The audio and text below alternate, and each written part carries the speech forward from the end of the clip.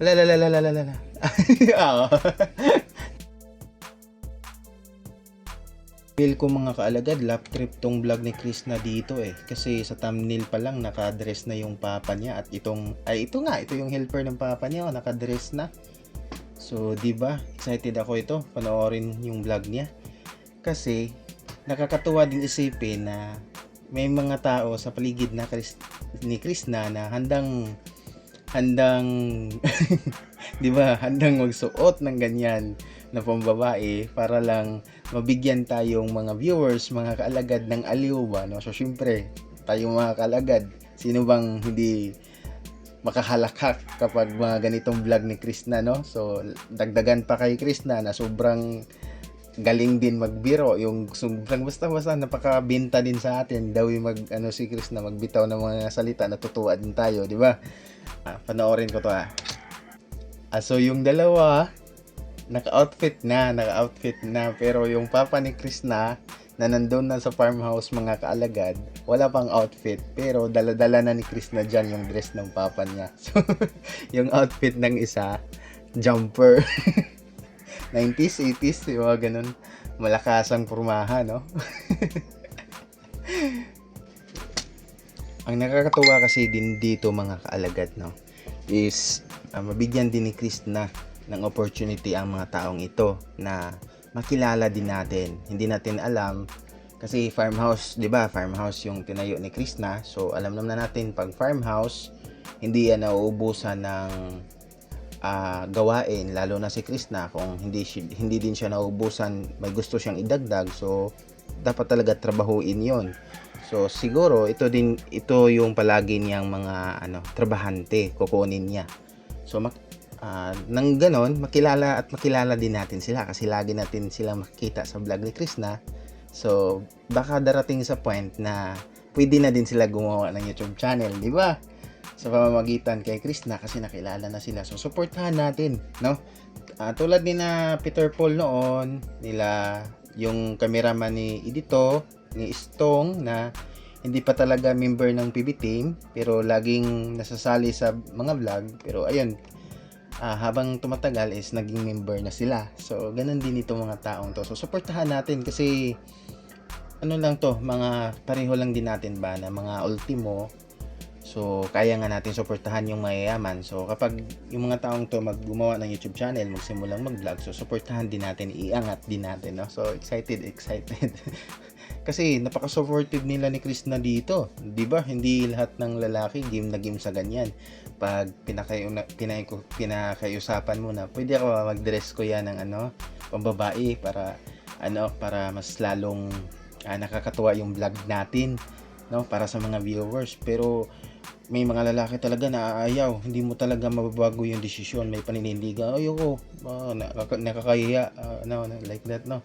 Pero sila game na game. Aray ko, natusok na naman si Krishna ng lansang. Pangalawang beses na yan, di ba mga kaalagad? Natusok din siya ng lansang nung nakaraang linggo, no? Walang update kung napa-inject ba niya yung ng anti-tetanus. Prone talaga ng dito, lansang, kasi bago nilang kakasira lang nila yung dati nilang bahay. So yung mga lansang hindi talaga lahat na nila makuha. So yung iba pasansan na hindi talaga maiwasan yan. Lansang pa naman, hindi pwedeng baliwalain. Kailangan magpa-inject talaga ng anti-tetanus dyan si Krishna mga kaalagad. Lalo na kapag yung lansang is matagal na ba, may na siya, may kalawang na.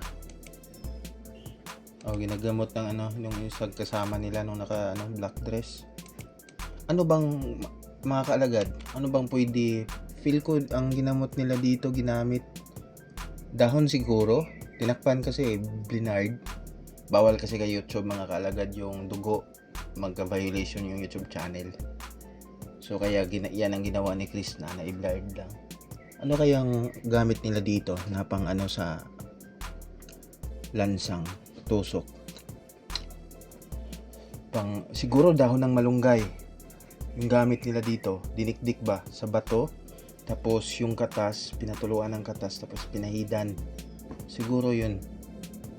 Or betadine. Kayo mga kalagad, ano yung gamit nyo? Dahon ng hagunoy, pwede din. Yun din yung mga ginamit noon namin talaga noon. Hanggang ngayon, kapag yung mga bata ngayon, kapag nagkasugat sa tuhod, ay magdikdik agad ng hagunoy. Tapos, yun, ipakatasin sa sugat sa tuhod. Kawawa naman si Krishna. Lagi na lang natutusok ng pako. Isipin mo yun. Nanguha ka ng kawayan. Sobrang daming tinik niyan. Tawag dyan kagingking. Yung mga maliliit ba na nasa puno ng kawayan. Tapos naka-dress ka. Na parang spaghetti na dress.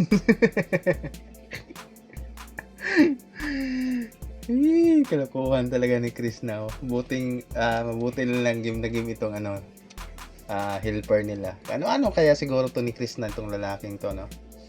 Siguro pinsan like that or kapitbahay, no? Buti may si Krishna, trabahante na mga kaedad lang niya ba, no? Nakuha niyang mga trabahante sa paggawa ng farmhouse. Sa ganun, kahit papaano, wala yung stress niya kasi may nakakasabay siya sa mga kalokohan niya, no? Mga ka-vibes niya like that, mga kaalagad. Kita ko naman itong nakaitim is parang may pagka-Krishna din na game siya, no? Sige, nakabahan ako kay Krishna. Hindi pa siya sanay humawak ng mitrosan. Kapag walang humawak kasi dyan sa dulo, tapos hindi ka ganong sanay, kung mabikwas ito dito, makawala, walang nakahawak, walang humawak, bigla-bigla yung pag ganun. Tapos baka maano yung reaksyon ni Krishna ba, madaanan yung kamay niya. Nakakasugat ito yung mitrosan. Matalim kasi yung gilid niyan dito, no? Kapag tas bigla-bigla yung ganyan, so nakakasugat talaga siya. Kinakabahan ako dito sa ginagawa niya. So sana nagpatulong siya ng isa. Yung isa kasi na pinadress niya ng black, yung si Tin daw, Justin siguro yung tunay na ngalan ng isa. Yun ang pinavideo niya. So sana mag-iingat lang siya, no? Pero kinakabahan ako dito para sa kanya. Sana hindi mabikwas. Lalalala. Di ba? Buti na lang. Ito din talaga yung kinaganda kay Krishna kasi hindi natatakot eh. Susubok talaga din sa mga bagay na gusto niyang gawin. Ang resulta, kita naman natin mga kaalagad, nagawa niya yung gusto niya.